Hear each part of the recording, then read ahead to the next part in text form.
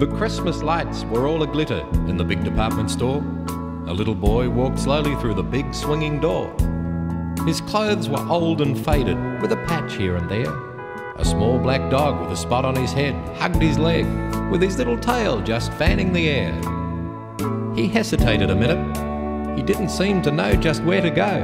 Then his eyes lit up and his little face just seemed to glow. He reached down and picked up the little black dog and held him gently to his chest.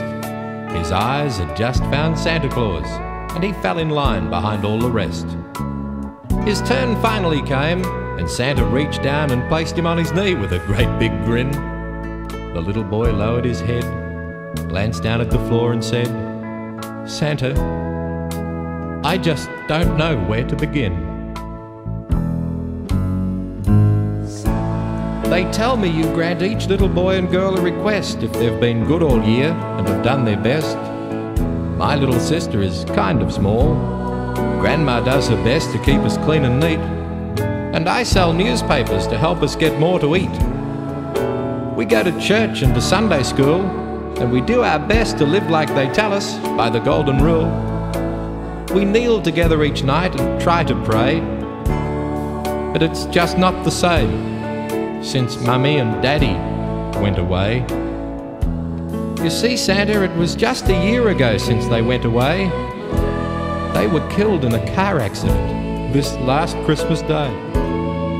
I don't want to cause any trouble, Santa, and I don't want to cause any fuss. But could you please just ask God to bring them back to us? It would be the finest present you could possibly bring, even better than an angel with big, white, beautiful wings. Grandma says they've gone to the heavenly home. But why should this be, dear Santa, when we had a home of our own? It wasn't the best, and I know it wasn't too fine, but we were all together, and we had a mighty good time. We don't want any presents.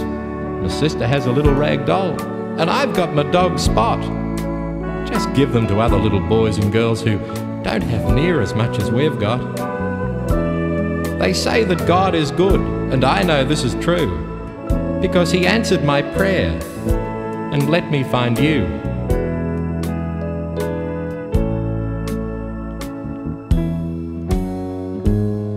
He raised his little head and looked into Santa's tear-filled eyes.